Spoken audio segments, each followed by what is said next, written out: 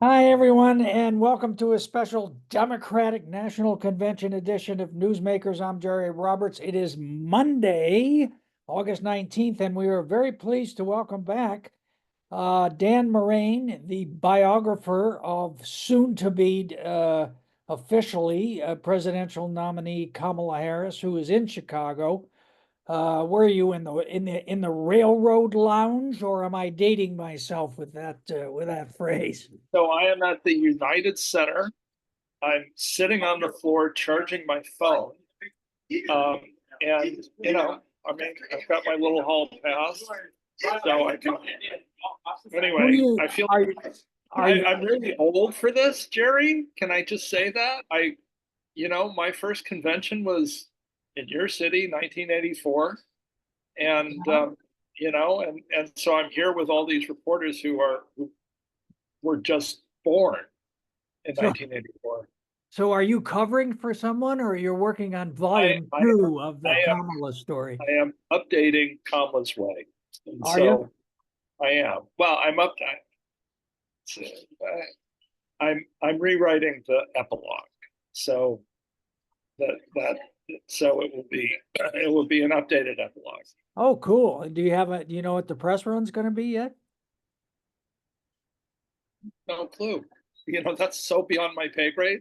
I mean, the editor asked me to do this. I said, of course, I'd be happy to do it. And so yet again, Kamala Harris has interrupted me from doing what I otherwise would be doing. Yeah, I saw a photograph of on Twitter this morning, or X or whatever it is, of you and Mark Z. Bareback. Yes. I almost retweeted, 200 years of experience of covering conventions. But so I guess I have to ask the obligatory question: what is the mood, Dan, there in Chicago? Well, yeah. Well, first of all, Chicago is like amazingly beautiful. I got here on Saturday, and the city is just rising to the occasion. I mean, it's beautiful. The weather's great. It's a little muggy, but can't have San Francisco weather everywhere. But it's really clean. I don't know. I don't know what they've done with their homeless people, but I don't see a lot of them around. I don't know. And a lot of plants planted. Anyway, the mood is I went to the California delegation breakfast this morning. Um, you know, Nobody's saying they're going to win, but they're feeling pretty good. Um, and it's I mean, they're definitely energized. Um, the I was just watching from the nosebleed seats where my pass allows me to go. I could I could make out President Biden doing a walkthrough um, at, on at the stage, and Dr. Biden was there as well. Yeah, So shortly Biden will officially pass the torch. yeah. It's going to be Well, you got the you you know have it's historic, man. yeah, and you have the world's greatest assignment in that you don't have to write anything until later. Well, yeah, it's a pretty tight deadline, Jerry. When For you got to turn it, when you have to turn it around. um, the August 30th. So I will not know. We will not know, obviously, what the outcome of this is. But that's my deadline, and I mean, my work expands to fit my time if and it contracts to fit my time. I mean, I do, it's such an extraordinary story, right? I mean, you think back to how Vice President Harris was just being pilloried, um, certainly by the right, but also by the left in 2021. She caught very few breaks in that first year, and and it's turned. right? I mean, now she's, now it is her party. Um, and it, it's, I mean, to me, I don't know whether she's going to win. I mean, she's still an underdog. I think the polls suggest that if it were held today, I don't know, would it be a jump ball? He probably would win. I don't know. Um, but clearly she has momentum. And Tim Walz is really an interesting character. I saw him this morning. He spoke to the LGBTQ caucus, and I mean they've flipped the script, right? So the L is chanting USA to USA, USA, USA, right? I don't think they did that in 2016. The last time I went to a Democratic convention. Yeah. But he gets up there, he talks about freedom, and that sets the crowd off. USA, USA. Okay, Yeah. pretty interesting.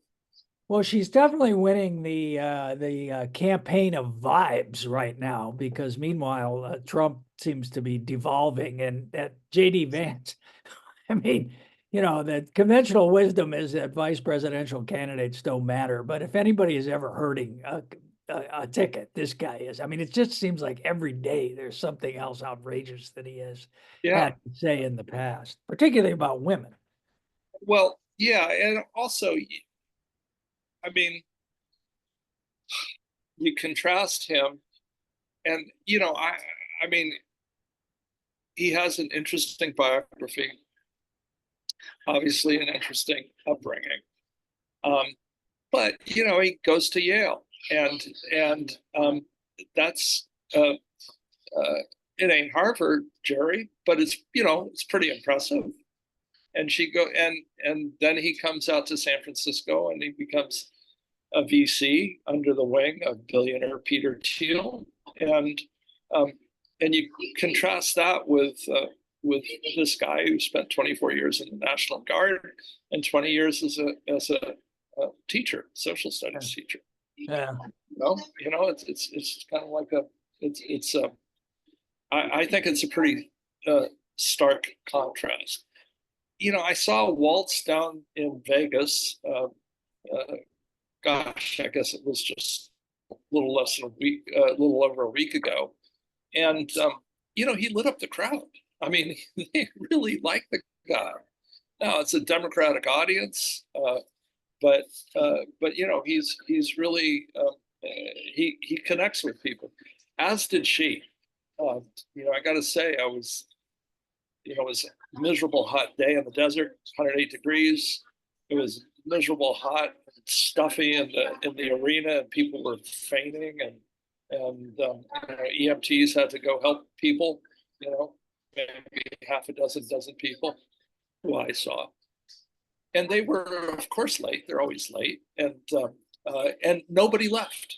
Like nobody left that I saw anyway, and they show up, Waltz and Harris, and the crowd is really energized. So it's you're right. It is they're winning the vibe right now. And this whole issue of, oh, why isn't she giving a press conference? Why isn't she giving a major magazine interview? Why isn't she why would you? I mean, I don't mean to be, suggesting that. Well, of course, if I were at the LA Times and you were at the San Francisco Chronicle or I was at the Sacramento Bee, we'd be jumping up and down and say, please, it's you have to talk to us. Okay. It's a different media environment today than it was. Even in 2016, the last presidential campaign I paid much attention to, a lot of attention to as a journalist. I certainly paid attention in 2020, but not, I wasn't a daily journalist then. It's just, I mean, look at what they're doing on TikTok. Yes. You can view that as trivial journalism, but it certainly is communication, and they're connecting with people in ways that I mean, I'm sure she'll get around to doing press conferences, but as you know, she didn't much like doing press conferences back when they were, the thing to do. Right, Like, right. And still, so the only thing that Walt, anybody ever, go ahead. no, Waltz, from what I gather, really does engage with us. And whether he will, as vice president, I think, that's going to be up to Team Harris now. Yeah. So the last time we talked, we had to, this had just happened, but Biden had stepped back and you felt, what she's going to do is she's going to go to her strong suit, which is being a prosecutor. And she certainly did that and has done that somewhat. But then there's this whole other element, this, joy, and we're laughing and we're not, that honestly, it's not a side of her that I recall seeing, but it seems to be working for her. What are you looking for in her speech on Thursday night? Well, I mean, if it's going to be an expansion of what I saw in Las Vegas, she's having fun. She's smiling. She's laughing. She's, of course, she's making points, and she can be quite pointed when she does that. She's, she was rude, as you know, a prosecutor, and so she was prosecuting a case, and we're sort of all her jury. So, but I watched the stage. Got as basically as close as I could get to her, and she really seemed to be, I don't know, like free. She just, she's letting it rip. She's pretty good. Pretty good. She's probably not, on the level of Barack Obama or Bill Clinton, but she's pretty good, and she's got her own style. She's got her own style. This is, it's very hard to compare her to another politician. Yeah, no, absolutely, absolutely true. So, what was going on with the California delegation? See a lot of familiar faces there? Oh, the longer on the way, the familiar they become. But I had a nice long conversation with former Governor Davis, and yeah,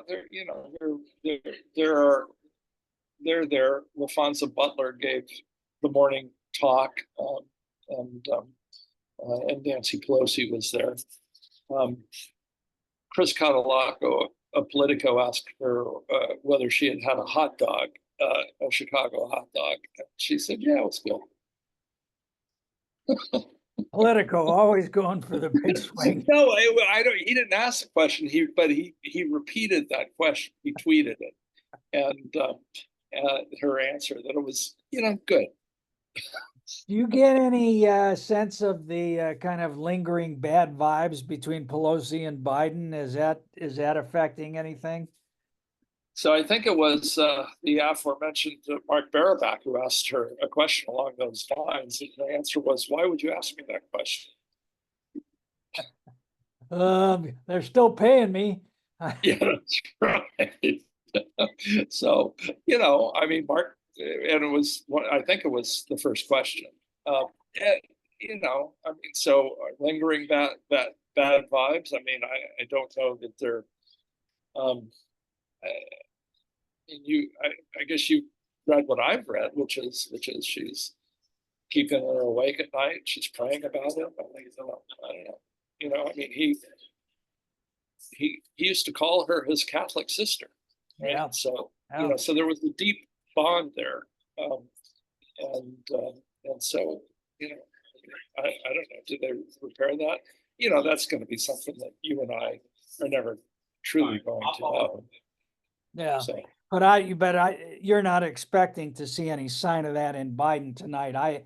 I fully expect that No. he'll be the good soldier and Well, he's this is if not his, I don't know, is this his farewell speech? It's going to get a lot of attention. Um, it will be, I think, as close to a farewell speech as we will see. So it's going to be, I think he's going to talk a lot about Kamala Harris, and he's going to talk a lot about his relationship with the vice president, and that's appropriate. I mean, he clearly wants her to win, right? He does not want to have another Trump administration. Everything that he accomplished could be undone in a Trump administration, and he would want a Harris administration to expand on stuff that he's done, stuff that he would have done in the second term. Yeah. Have you been outside to see seen any of the demonstrations, or did you just jump into the air conditioning and stay there? Yeah, no, I prefer AC, Jerry, at this stage. But you can see them; they're off at a distance. We're not going to have a replay. I can't imagine we're going to have a replay of 1968 Chicago. I think that the police and the people in military fatigues. I assume they're National Guard and Secret Service and U.S. Capitol Police. I mean, there is a really big police presence in Chicago. So they do not want they don't want to have to make arrests, but they're clearly willing to make arrests. Right. All right. Hey, listen, man, I appreciate you taking the time. Sure. And hopefully I can check in with you again as the week goes on and when something's actually happened. But is she gonna give you an interview this time, do you think, for the new epilogue? No. I mean, and the question is whether any of her people will deign to talk to me. It's in their interest, but I can't control it. All I can do is make my little request. But like I say, the whole media landscape has changed. Although I do think books are a little different than the New York Times or the LA Times or CNN. Yeah. So. Have you seen any of the old San Francisco handlers around, Ace Smith or any of those guys, or has she got a whole new crew? No, but she has brought Californians back in. Certainly Julie Chavez Rodriguez, is very much a presence. I saw her in Las Vegas. Yeah. So and there are others who she's brought in. I haven't seen them, but I think Sean Clegg is around somewhere. So. Yeah. All right. Yeah. Hey, listen, Dan, thanks again. I really appreciate it. And I know it's a crazy atmosphere there, but you're doing one for the old guys. So congratulations on representing the interest of the senior citizen caucus of the California journalism. That's great. That Yeah. makes me feel good. I'm, like I say, I was when I realized that these very good reporters, Chris Catalago, Corey Van Oot, Shane Goldmacher, they're all 40, 41. And there we were in San Francisco in 1984, 40 years ago. Who knew? I don't know. So yeah. Who would have guessed? But I was really young in 1984. I was Unlike already, you were. I was already pretty old. Yeah. So rather than going out to a late dinner with your colleagues, I imagine you're going to have room service and watch a movie tonight, huh? Well, if you saw my hotel room, you would think you would not want to. I don't spend a lot of time. It's I'm not an expense account here. Yeah. So this is, but the hotel room is not, it's not great. All right, brother. Thanks, man. All right. Talk to you Okay, soon. good. We'll talk. Bye. See ya.